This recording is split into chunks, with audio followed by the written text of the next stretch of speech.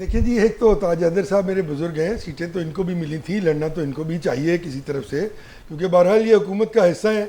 इनकी बड़ी समझ और बूझ, और मैं से कहता हूँ सियासी फहम व फरासत का मिराज है कि इन्होंने तमाम तर जो है वो आइनी ओहदे तो समेट लिए, लेकिन ये हुकूमत की इनकम्बेंसी के वजन के नीचे नहीं आ रहा। ये भी इनका पॉलिटिकल मूव है और बहुत ही अहसन कदम है इनके अपने लिए, क्योंकि ये ऑब्वियसली ये हुकूमत जो बनी है इसकी इनकम्बेंसी के अलावा तो है कुछ नहीं।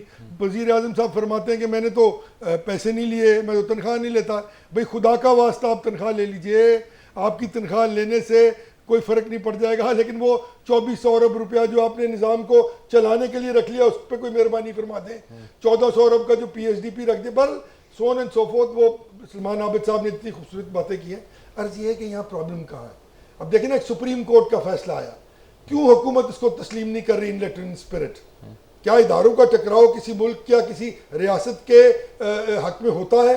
तो द आंसर इज नो। यही वो चीज़ें हैं जो पॉलिटिकल स्टेबिलिटी की तरफ लेके जाते हैं। और अगर पीटीआई को मिल गई तो आप मुझे बताइए, पीटीआई को ना मिलती तो सुन्नी इत्तेहाद कौंसिल को मिलती, किस कानून के तहत ये मिल सकती थी मुस्लिम लीग नून को और पीपल्स पार्टी को ये सीटें? कोई दूर दूर का शायबा भी नहीं है। मजाक होता है इस मुल्क के साथ अगर ये सीटें उनको दे दी जाती। भाई अगर दे दी गई हैं तो आप तो तस्लीम कर लीजिए और उनको बिठा दीजिए असेंबलियों में। इससे आप कॉन्फिडेंस बिल्डिंग मैयर की, क्योंकि यहाँ मकसद हजरत लोगों के साथ नेशनल इश्यूज पर नेशनल कंसेंसस करना नहीं है, किसी का भी नहीं है। इन तीनों पॉलिटिकल पार्टीज का अपने अपने हिस्से का इक़्तिदार लेना है, इस मुल्क के वसाइल पर कब्जा करना है और उसको इस्तेमाल करना है। अगर नेशनल कंसेंसस की जरूरत हो तो हुकूमत का फर्ज होता है ना, दे शुड स्टेप फॉरवर्ड।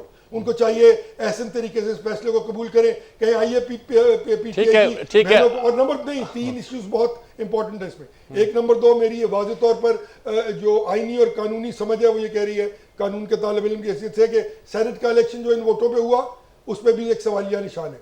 सदर का इलेक्शन जो हुआ उस पर भी सवालिया निशान है। अभी जब ये KPK का सेनेट का इलेक्शन होगा उसकी इंप्लीकेशन और होगी तो केओस तो बढ़ेगा।